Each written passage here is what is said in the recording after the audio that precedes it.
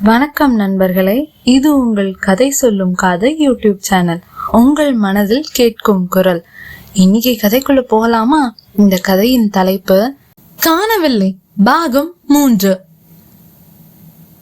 மியூசியத்தின் முகவரி செக் செய்யும் போது இன்ஸ்பெக்டர் சக்தி உணர்ந்தது, அருண் காணாமல் போனதற்கு மட்டும் காரணம் ஒரு பொய் அல்ல. அந்த பொய்கள் எல்லாம் ஒன்றாக கூடி ஒரு வலை போல் மனிதனை சிக்க வைத்திருக்கின்றன என்பதை தான்.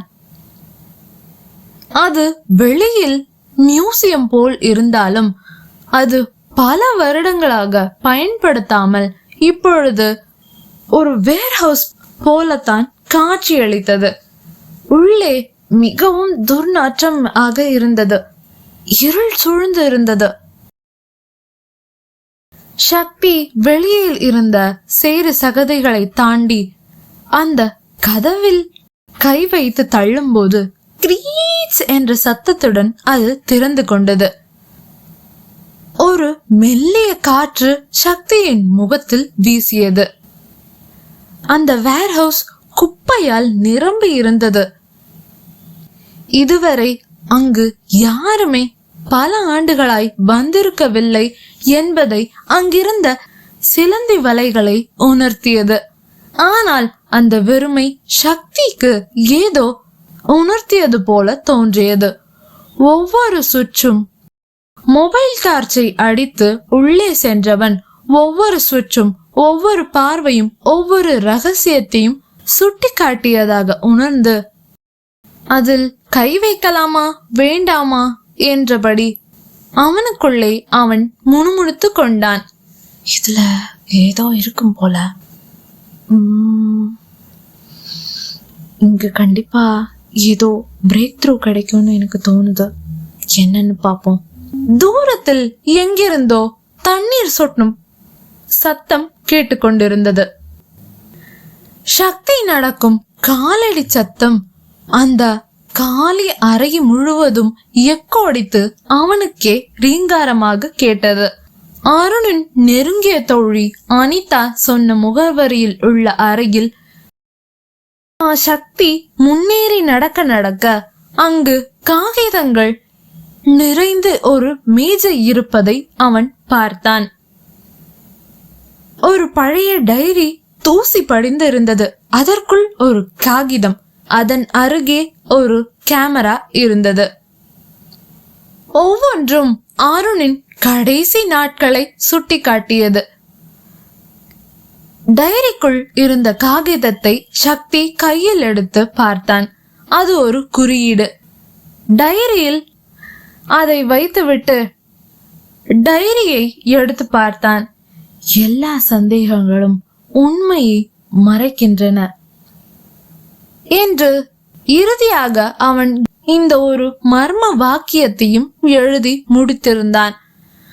அந்த கேமராவை கையில் எடுத்து பார்த்ததும் அது ஆன் ஆகவே இல்லை. பேட்டரி இல்லை என்று சுற்றி முற்றி பார்க்கவும் அங்கே போட்டோ எடுக்கும் ஒரு கேமரா பாயிண்டும் இருந்தது.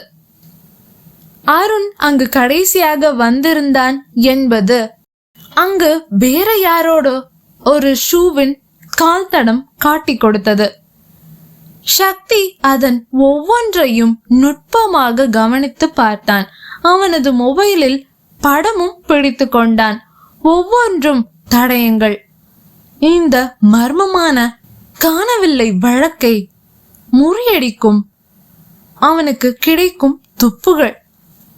பொய்களின் வலைகளுக்கு ஒரு துளியோடு இணைக்கப்பட்டிருப்பது போல் தோன்றியது சக்திக்கு. அந்த இடத்தில் இருந்து சக்தி திரும்பி வந்த பின் ஸ்டேஷனில் அமர்ந்து கொண்டு யோசித்துக் கொண்டு இருந்தான். அருணின் நண்பர்கள் மற்றும் குடும்பத்தினரை முறையாக மேலும் விசாரித்து சோதிக்க ஆரம்பித்தனர்.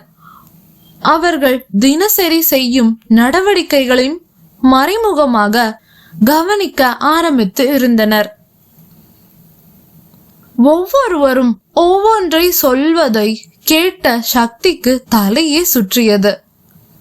அவ்வாறு மஃப்டியில் போலீஸ் யூனிஃபார்ம் அணியாமல் முதல் வேளையாக சக்தி அருண் வேலை பார்க்கும் இடத்திற்கு தான் சென்றிருந்தான். அங்கே நண்பர்கள் இருவர் டீ கடையில் அமர்ந்து பேசிக்கொண்டு இருந்தார்கள். டே, அருண் காணாம போய் இன்னையோட 4வது நாள்டா.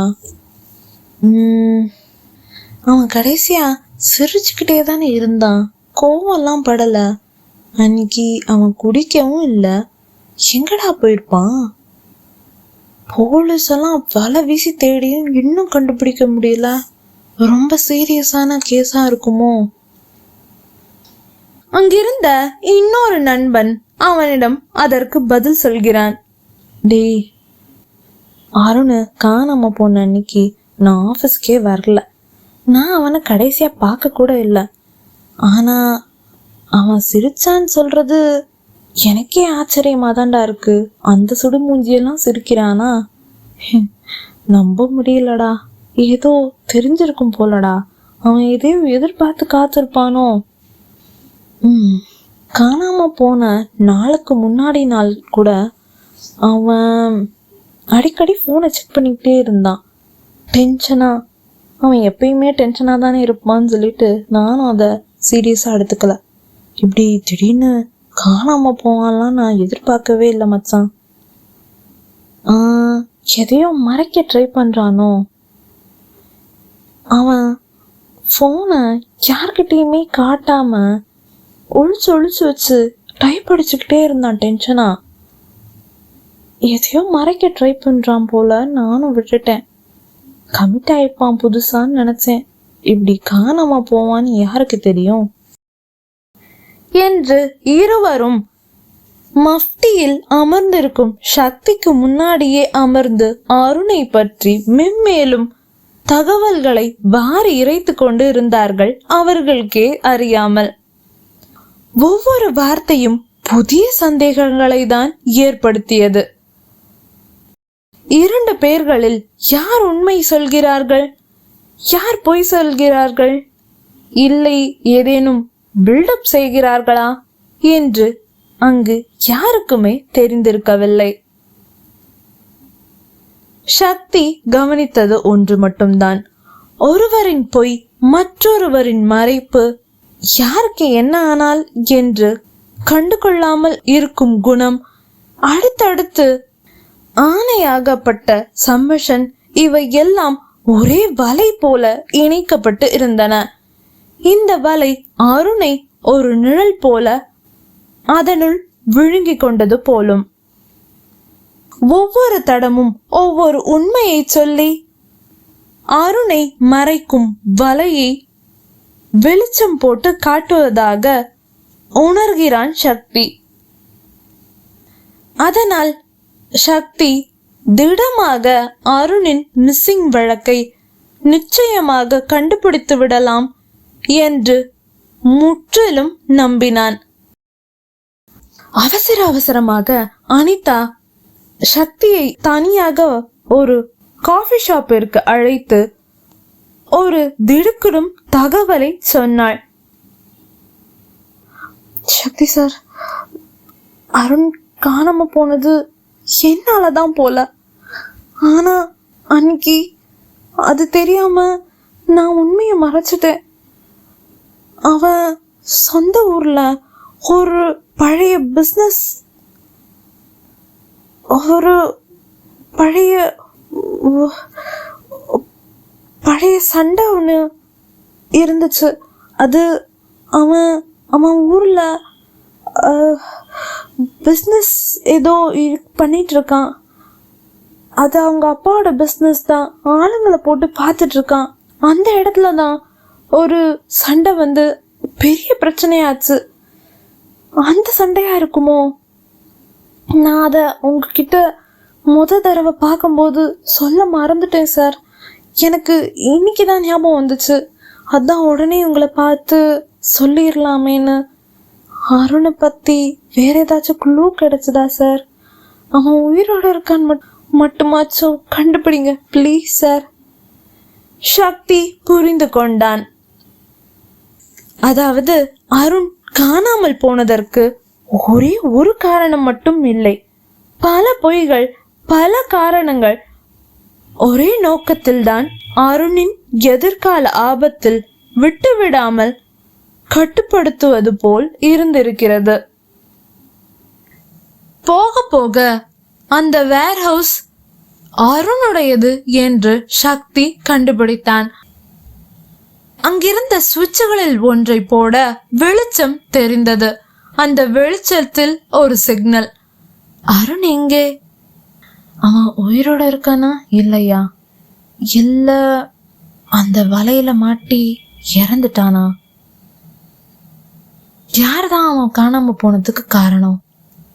ஆபீஸ்ல வந்த சண்டையா இல்ல சொந்த ஊர்ல பிசினஸ்ல வந்த சண்டையா? சொந்த ஊரு, ஆபீஸ் இதெல்லாம் பார்த்தா கூட எனக்கே எவனோ கால் பண்ணி மிரட்டினானே, அவன் கேஸ முடிச்சு விடுன்னு சொல்லிட்டு. அப்ப இதுல யாரெல்லாம் இன்வால்வ் ஆயிருப்பாங்க?